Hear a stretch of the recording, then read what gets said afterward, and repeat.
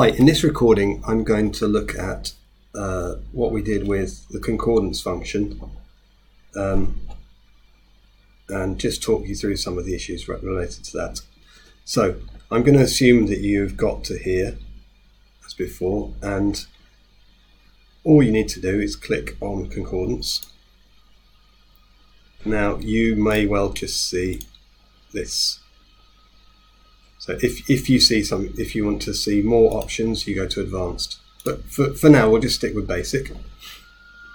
And the first word we looked for was time. Basic, simple search it's called. And if you want to know more about it, you can click on here for time. What you get then is, first of all, you'll see how frequently, this is called the raw frequency, then there's words per million figure as well. What else is worth mentioning? Well, first of all, we notice it's not just time that comes up, it's times as well. Maybe there are even more forms. The way you can check what you've retrieved, or what your search has retrieved, is look in frequency. This is really useful, I find, and then click on word forms. It will tell me all the different words that are included, that are retrieved by this search, and there are 16 different word forms. Some of them you will notice are verbs even, or timing. Seems like quite a different word. It might be to do with time the verb, or might be a separate noun. Now obviously if we want to know the meaning of time, we probably want to separate different parts of speech. So let's just go back to concordance. We want to do a different one, in fact. So let's go concordance. This time I'm on advanced. And if we just want time rather than time and times, best thing to do on the whole is to look for, use the word one until we know how to do CQL. Let's specify that it's a noun and type in, and this means that it's going to ignore capital letters. They're treated the same. So let's go, and you'll notice that the words retrieved are fewer. It's still a high number. Let's just check. So it's only got time, and time all in capitals. Now, as I said before, these are retrieved in the order in which they appear in the corpus. The corpus has different kinds of texts. So what we might want to do is get a random sample if we want to see how time is used. We can do that by clicking on there. Depends how much time you've got, but for now I think 20 is enough to see some general patterns with time. Click on go. Now I've got 20 lines rather than 153,000 lines. I can always go back to that if I want. Just click on that.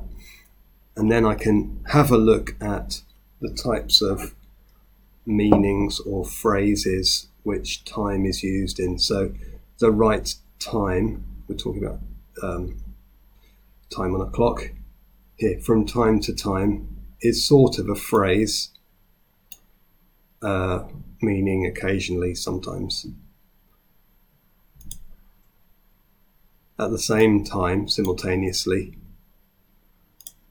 And there was one other one. Okay, yes, this one. In this case, time seems to have a slightly different meaning. Each time means on each occasion. So it is a sort of research tool for looking at how words, the meanings of words change, and how they're sort of dependent on the words that they co-occur with.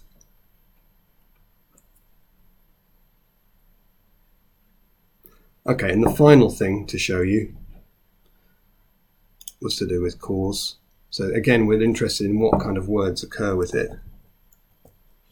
This was to be a lemma, and I want to cause the verb. When you look at cause, and again, let's do a sample. What is quite clear and striking about the use of the word cause is things which are caused tend to be negative. So we've got cause trouble, injury caused, may cause them to do something, waver. Well, it's probably not good for them. Some leaking is something you don't want, etc., etc. The one domain, if you like, or area where this doesn't tend to be the case so much is where we're talking about science. So large magnetic field which causes the body's hydrogen atoms to rotate. We don't know if that's good or bad. It's kind of a scientific description of something. And the same with this one. So this phenomenon where certain words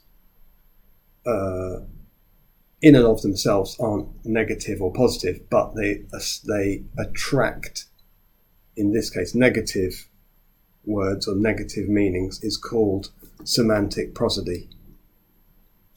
And this is something that's been researched a bit. There's a number of words in English which in themselves aren't negative or positive, but get this kind of negative or positive meaning by the words which they occur with. That's the theory anyway. If you want to read a bit more about it, the reading is on Moodle. That's Bill Lowe's article. Okay, so I think that's the main things to show you. Do play around with this and try different things and practice it so you feel more comfortable with the software. And we'll learn more about it in future weeks.